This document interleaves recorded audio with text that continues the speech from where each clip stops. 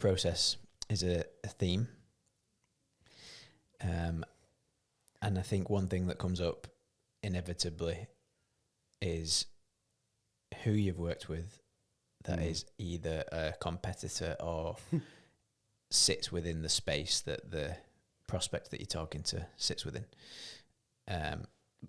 Usually incredibly niche as well. So basically, if you worked with our one other competitor.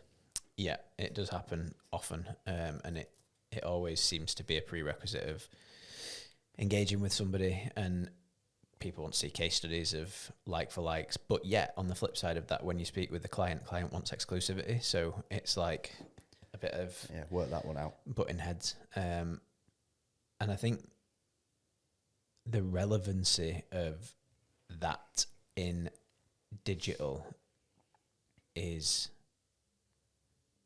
pretty thin. Minimal. Is it lazy? Is it born out of laziness when they think, right, what do we want creds wise, case studies wise? Is it just the default lazy go-to? Who else have you worked with in our industry?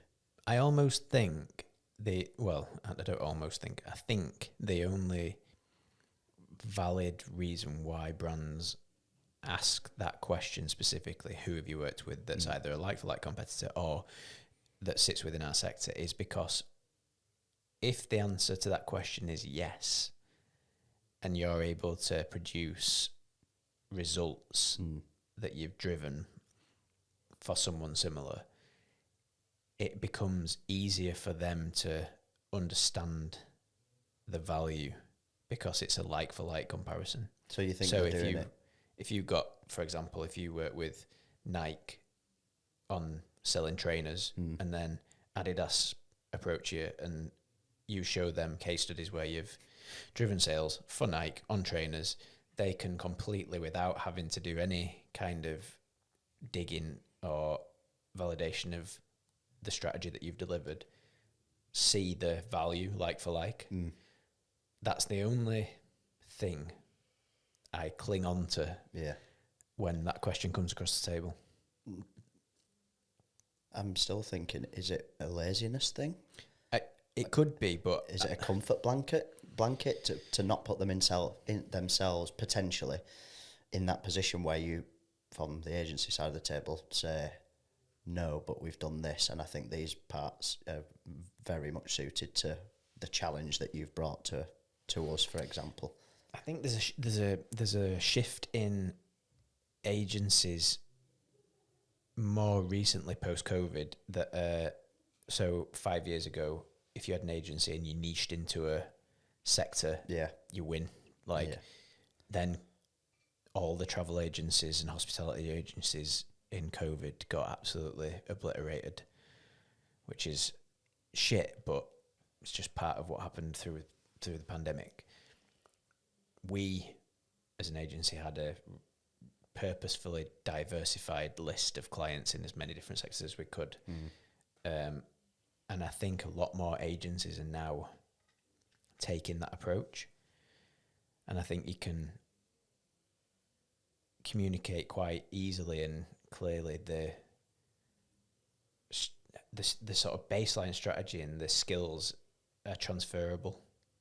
I think you're right, and agencies where one of them have got better with handling, let's say, that question by exactly right, flipping it around and saying, look, this is case study number 1 and case study number 2. This is why it is actually relevant to your situation, given the information we've got to hand.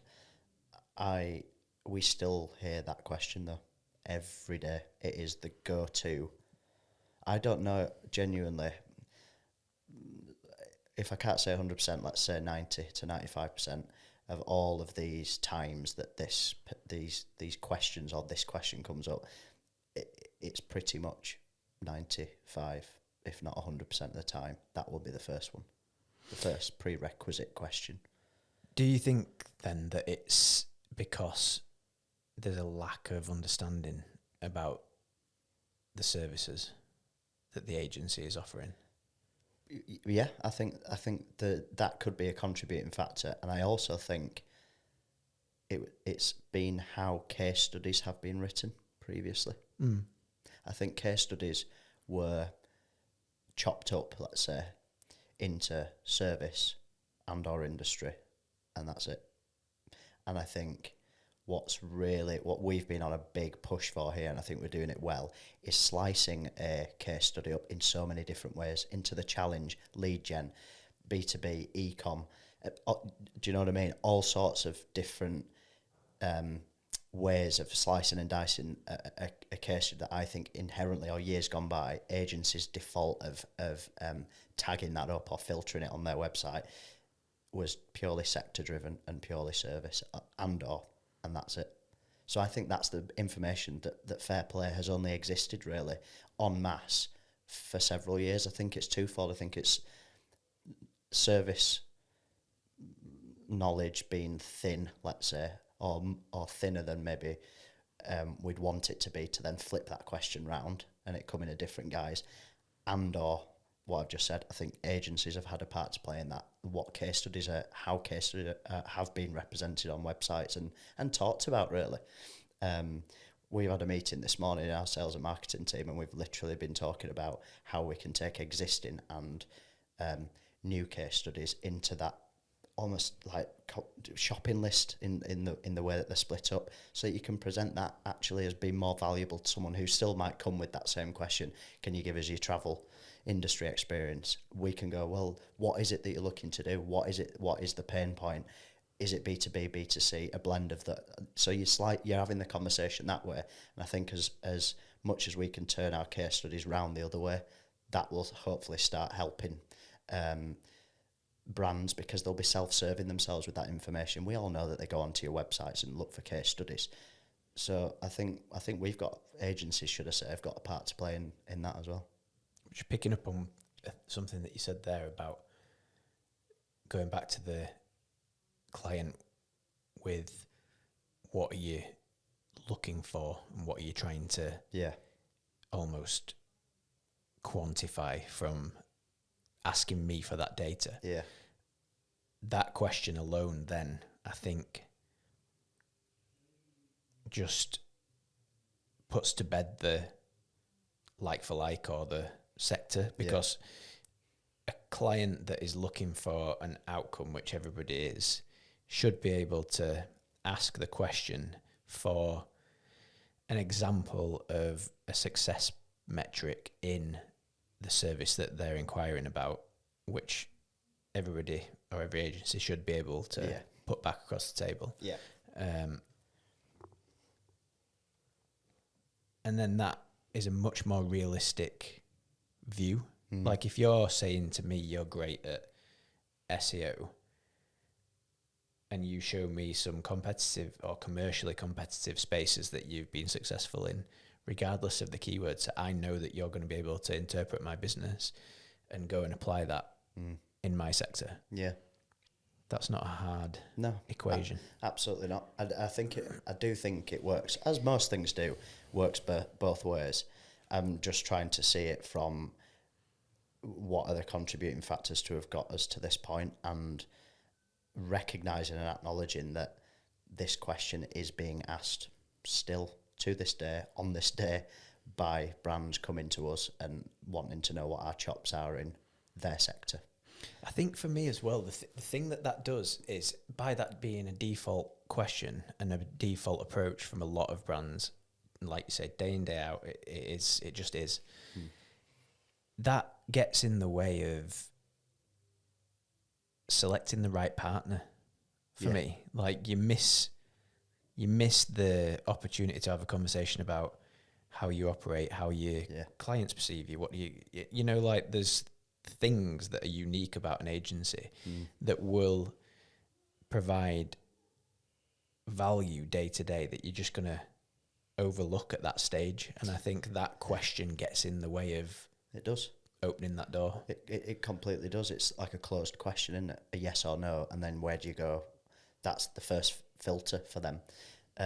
Interestingly, when you were saying that, firstly, I agree, and I work with you. I was trying to put myself in a brand's shoes. I'm the brand listening to you saying that. And I just wonder if you got the opportunity to be able to put that point across to brands who, I'm not saying you're getting into a heated discussion with them after they've asked that sort of question, but I wonder if they say to us, we've got to filter it out somewhere. There's too many agencies. There are too many agencies, and we've got to start somewhere with something quite big as a question to, wipe out, like I say, a closed question. If everyone's going to say yes to this, you're through to the next round of pre-qualification, for example, but all the ones who say no, you're out of there for an easier life, because there are too many agencies, too much choice for them, so they can be kind of cutthroat and brutal from their line of questioning to get rid of a load, help their own gain in making their process in their mind easier. But you're right, we for example would lose any opportunity to get our culture model across, results, client testimonials, all that stuff's lost because there's such a big sweeping question right at the start. I think the poor thing about that is looking at that on a wider scale. That's a perception based process. And I think the perception is that if you approach an agency, regardless of the brief, the results, the outcomes that you're looking for, the requirements that you might have, they will just say yes.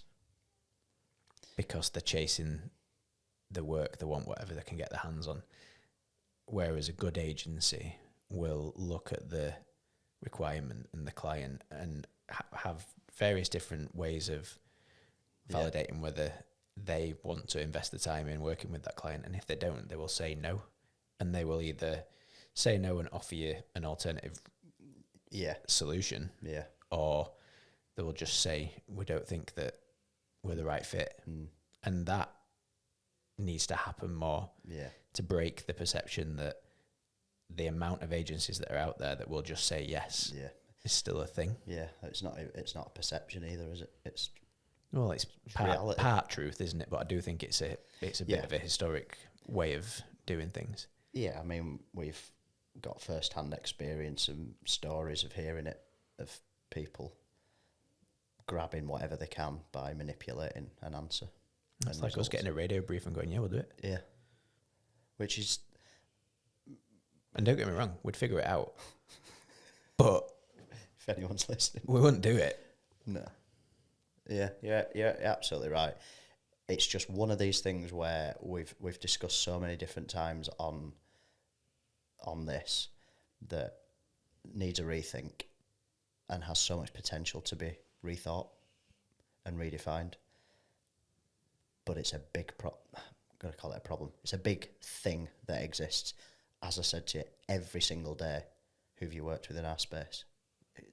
Everyone listening to this will have come across that. That's not new. It's almost like there needs to be a global movement like B Corp for specifically that thing. Yeah.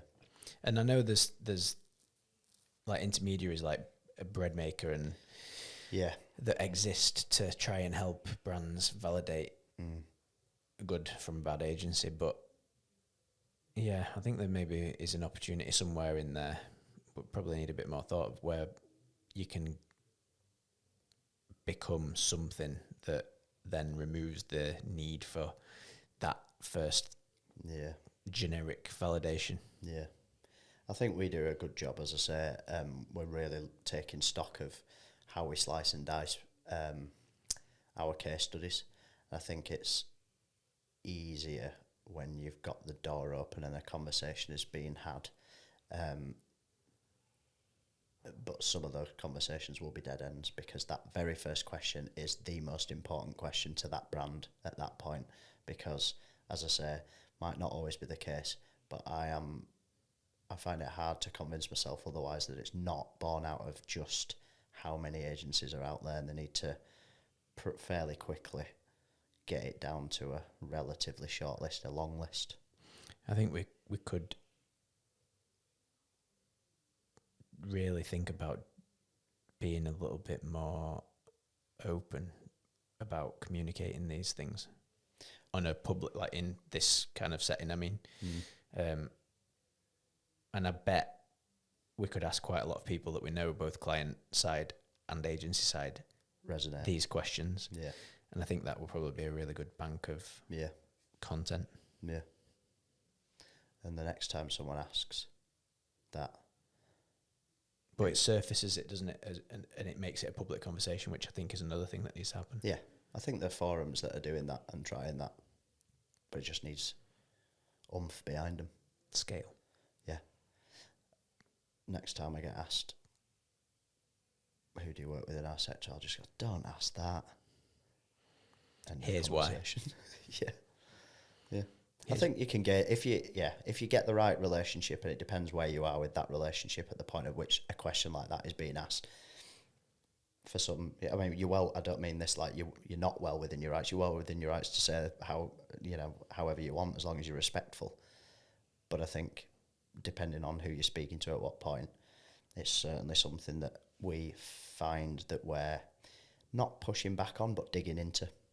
It's quite nice to counter a question with a question, and then it starts naturally flowing into just a open forum conversation. And you and I know, the more informal but collaborative a conversation can be, that's where it really seems to, we forge stronger relationships with then hopefully clients at that point. So yeah, maybe I'll do that though. So just ask that. Question denied. Challenge directly, care deeply.